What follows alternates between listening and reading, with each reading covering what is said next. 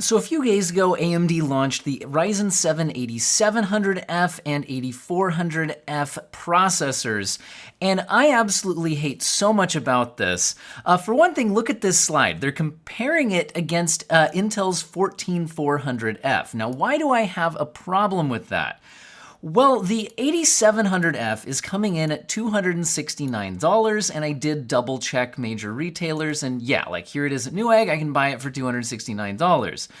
Whereas Intel's Core i5-14400F is currently available at several major retailers for $200, meaning that these are just not even remotely in the same price category, which makes this a really frustrating graph to look at. So yeah, we're slightly faster in these things and cost a lot more. Cool. Now, I have a lot of other problems with this. Again, basically the 8000 series of AMD processors is APUs, but this F indicates that the graphics have been disabled, which was the main reason why those were interesting, so these better get a big enough price cut, right? Well, more on that in a second. But first, we need to talk about a huge mistake so many people make when they upgrade their gaming PC setup, and that is they do not think about the chair they will be sitting in the entire time they will be using it, and that is absolutely crucial. Your lower back will thank you if you get a high-quality ergonomic chair like the one I got from FlexiSpot with their C7 ergonomic chair when they sponsored me a couple of months ago, and today they just want me to update you on how it's gone. Well, it has been great for my lower back. My favorite thing about this chair is the self-adaptive back support that you can tune to your liking, along with all of the other adjustability. It's amazing to be able to get a chair that can just fit you just right and give you that proper support. The downside has been that my wife liked it so much, it's ended up in her classroom. So luckily, FlexiSpot has ended up giving me another C7, and the only difference I made, because I love the C7 so much, was I did get the mesh bottom instead of the foam bottom this time, because I really like the breathability of the mesh. That has been really nice. And the best thing is FlexiSpot is having their brand day sale once a year now with up to 60% off. It's the best time to get your favorite chair or desk now. Use the exclusive code BDC7 and purchase the C7 now and enjoy a $30 discount. And FlexiSpot backs their chairs with a 30-day return policy and a 10-year warranty, so you can try it out with confidence. Okay, so once again, basically these 8400F and 8700F APUs, well, they're not APUs, sorry. They were APUs, but the APU was disabled. In other words, AMD has garbage left over from their APUs where the APU presumably didn't work, but we still need, they want to make money off of that silicon, so what are they gonna do? They're gonna sell it anyway, but at what price? And that's where I'm having problems with this. So if you look through their launch materials, they're talking about you can focus your resources on the best graphics card you can buy. So they are acknowledging that these do not have the graphics in them that is what made the 8000 series interesting for certain use cases. If you want to look at the overall specs, we see that the 8700F is an 8-core 16-thread processor. You can dig a little deeper into the specs, and that's where I have some bigger issues. We'll talk more on that in a second. And again, some of the other specs here is an up to 5 gigahertz max boost clock, which is not super high, and 24 megabytes of cache, which is also not a lot. And then it's a 65 watt part. Now it is AMD Ryzen AI ready, so hey, I guess at least it has that. Now, the Ryzen 5 8400F is up to 4.7 gigahertz boost. This is a 6-core 12-thread, 22 megabytes cache. Now, why do I have such big issue with those specs in particular? Okay, so here's the thing. If I wanted to buy the 8700F, okay, it's $269. Now, what if, rather than even comparing against Intel or anything like that, I just compare against AMD? What if also on Newegg, I decided to buy the Ryzen 7 7700, which is also an 8-core 16-thread part. This is $282. So in other words, it's almost the same price. Once you're spending, $270, what's another $11 or $12? So what do we get in exchange? Well, again, they're both 8-core, 16-thread parts. So you might not feel like it matters. Maybe you feel like you're getting a good deal. And hey, this number starts with an 8, so this must be better, right? And that's what's really frustrating for me, is that I know that many people who see this name and who see this name are going to assume that 8000 series better, and then buy that. The problem is, look at the cache difference, right? So the 7700 has 32 megabytes of L3 cache, and the 8700F has 16 megabytes of L3 cache. It has 8 megabytes of L2 cache, which is the same amount of L2 cache. But the L3 cache is cut down significantly. Now, we know that L3 cache makes significant differences in gaming performance. That's the whole point of products like the X3D chips that are such good gaming processors. And also, the Ryzen 7 7700 does have an iGPU. Now, it's not going to be enough to really play games on, but you can at least get display output, which means you know, if you weren't gaming on this thing, you might not need a graphics card. Or even if you are, it's nice for troubleshooting and things like that. It's a nice to have. So basically what we're seeing here is that the 8700F costs roughly the same price as the 7700 on the actual current market. It has no integrated graphics, and it will be significantly slower in gaming performance because of the reduction to L3 cache. Now, another potential issue is, so I actually, again, pulled up AMD's specs page, and I was curious also about the PCIe situation, because that's what I thought here. Yep, PCIe Express version 4.0. So the thing about the 8000 series chips is, again, they were originally designed around having graphics built into them. And there's some trade-offs that need to be made in order to fit that in, including a reduction of the PCIe lanes and again, supporting Gen 4 rather than Gen 5. So there are some major cutbacks here compared to AMD's 7700. And again, the issue being that these cost roughly the same, but unfortunately, I think, again, a lot of people who don't do a lot of thorough research, you're just buying a computer and it says 8700F, you see 8000 instead of 7000, you're just gonna assume it's better, and I hate that. Anyway, what about the 8400F? Is this one also going to irritate me?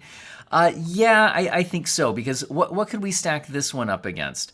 Well, you know what? Let's just go here. So if I wanted to buy a Ryzen 5 8400F, I could get it for $169, so it is available at that price.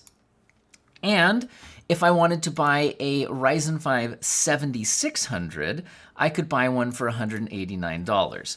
Now that's a little bit wider of a price gap, so we're talking $189 versus $169, so it is a $20 price difference.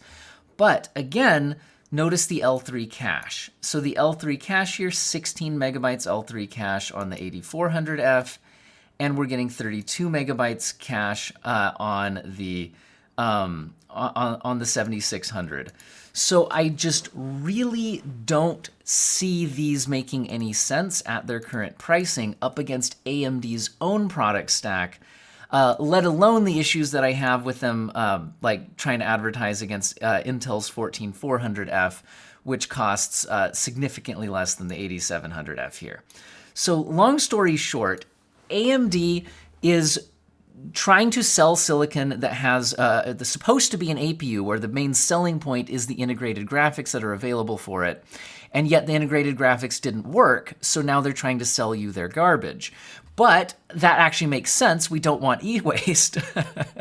But the price needs to make sense. And what I don't like here is at these prices, I think, and with these names, a lot of people could be tricked into thinking that this is better than what it is for a gaming situation, especially when they're advertising it for gaming performance and everything like that. So I am just not at all a fan of this. Now, that doesn't mean these couldn't be good at the right price. If the prices went low enough, then these could make sense.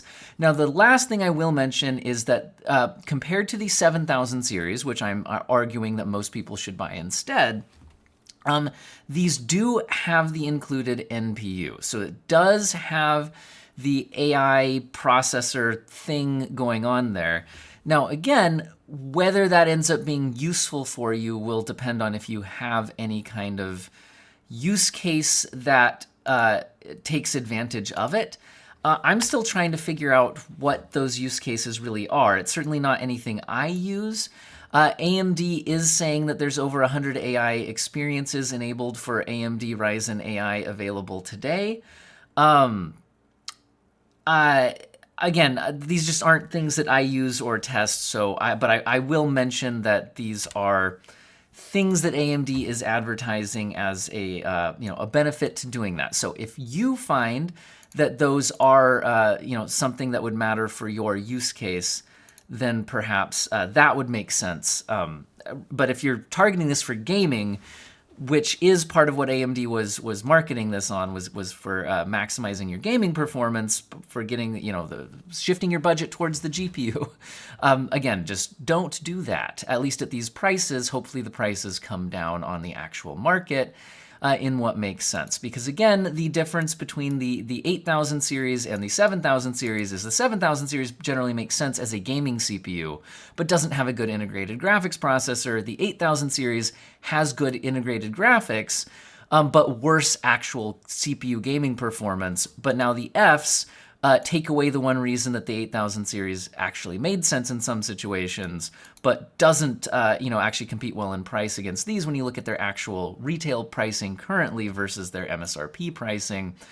Okay, I think I've ranted about that enough. So in other news, I was looking for GPU price drops or anything like that. The main headline I saw was RTX 4080 Super going down as low as $949 US, which when you're talking $1,000, a $50 price drop is not a whole lot. However, I did confirm that this is actually available.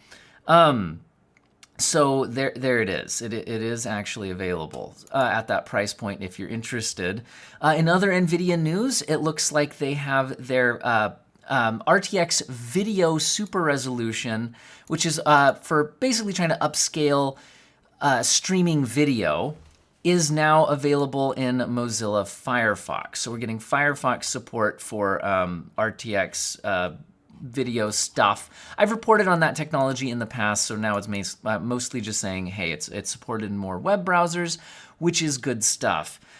We're seeing some new GPU cooler models. I'd already reported on the Phoenix Nirvana GPU that from XFX, originally on the 7900 XTX.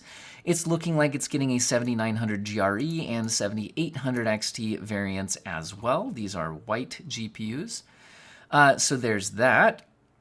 Also, we're seeing that Sapphire will be having a 7700 XT Frostpunk 2 edition launching in July. So if you're interested in Frostpunk 2 or just like the look of the card, there you go. It does certainly have a cool look to it, in my opinion. Now, in other interesting things with a cool look to them news, Ayaneo is unveiling their Retro Reshape handheld and mini console lineup. So one part of this is a external GPU that they're calling, I think, their Starship design. But this has a Radeon RX 7600M XT in it, but would be an external GPU, and I think it can use the Oculink connection, if I remember reading these specs correctly here, which is interesting as a connection type. Does it say that here? I don't know. So don't actually quote me on that. I might be wrong. You'll want to double check that if you're buying it for that. Anyway, it looks like there's some other cool designs on here as well. If you're interested, thought I'd just kind of throw that out there as being interesting. Now, one thing that I'm personally finding very interesting is the 4K 240Hz OLED monitors that have been launching, and I have not quite pulled the trigger on one yet. One of the main things I'm waiting on is some more reviews on the Gigabyte FO 32U2P. Now, why am I interested in this one? It's the only one that has DisplayPort 2.1 connection.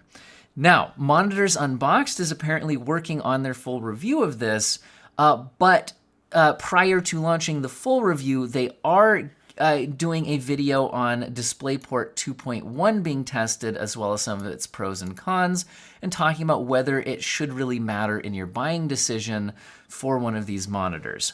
Now, why would anybody care? The main thing is that 4K 240 Hz cannot be run without display stream compression on a normal DisplayPort 1.4 connection or HDMI 2.1. So the full bandwidth required does require DisplayPort 2.1, and yet none of the other big brands launching these besides Gigabyte has a DisplayPort 2.1 option.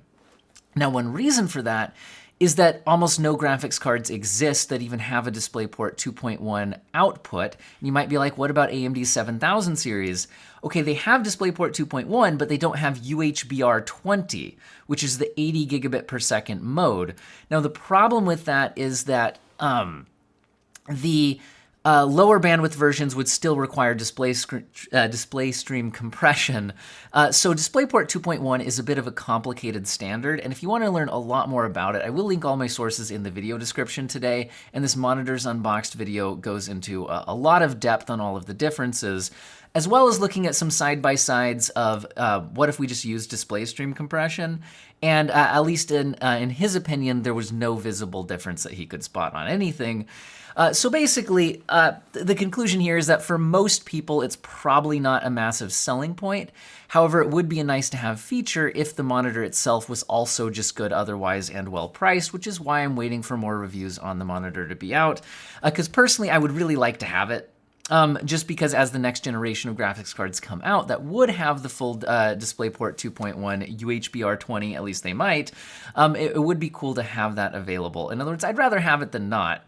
But he goes into a few other little issues as well throughout the video. Anyway, I'd recommend checking it out. And if you're wondering how is he running it anyway, the Pro series of AMD GPUs does have the full UHBR20, at least on one particular model. So you can run it.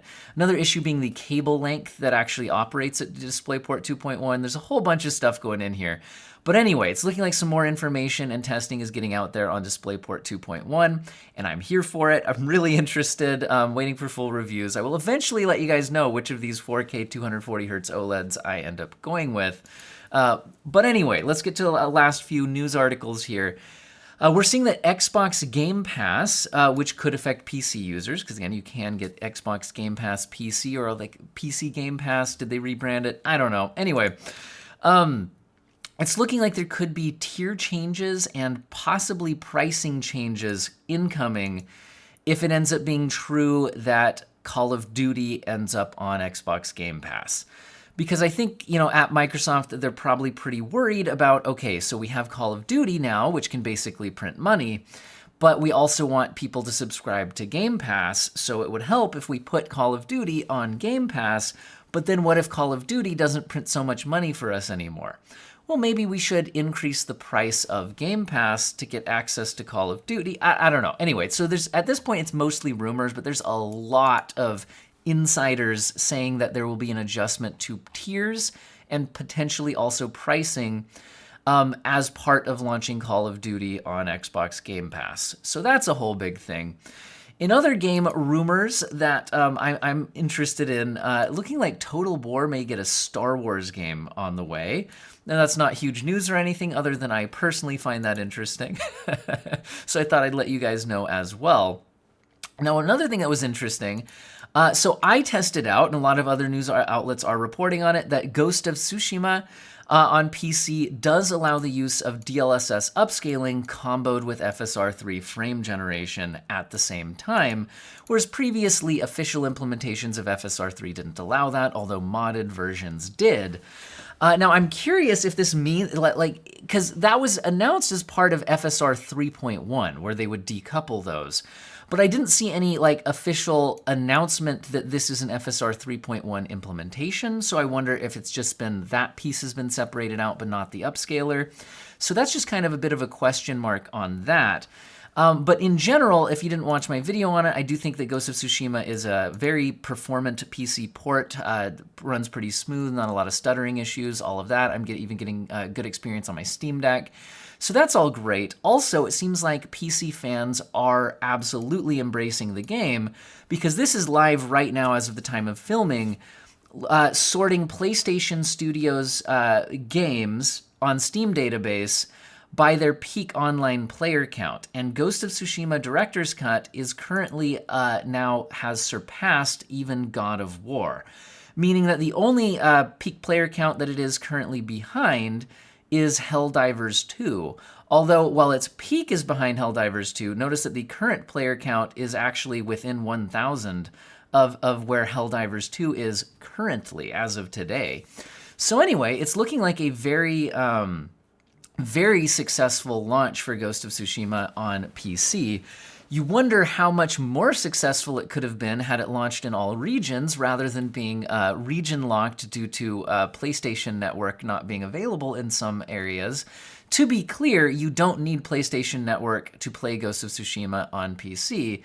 It's only for its multiplayer mode, which I would doubt is most people's main draw to the game. However, unfortunately, it's not listed for sale in regions where PlayStation Network isn't available, which to me seems like a huge oversight, and just like, I don't know what Sony's thinking on that.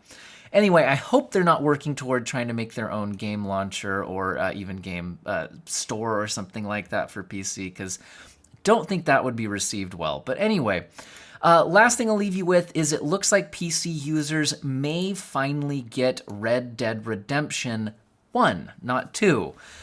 Now, this doesn't have any confirmation. What this seems to be coming from is a mention of it launching in a Rockstar's launcher site file. So there's strings referencing a PC version for Red Dead Redemption in strings of text in Rockstar's launch site file. So that's all we have. But that is interesting. So it would be cool if we did finally get access to Red Dead Redemption on PC. I'd love to see it anyway. All right, that's the news I've got for you guys today. Huge thank you to everybody for watching the video. Huge thank you to viewers, subscribers, commenters, channel members who click the join button to directly support the channel financially. Absolutely huge if you can do that. Totally understand if you can't. Just hope everyone has an excellent day.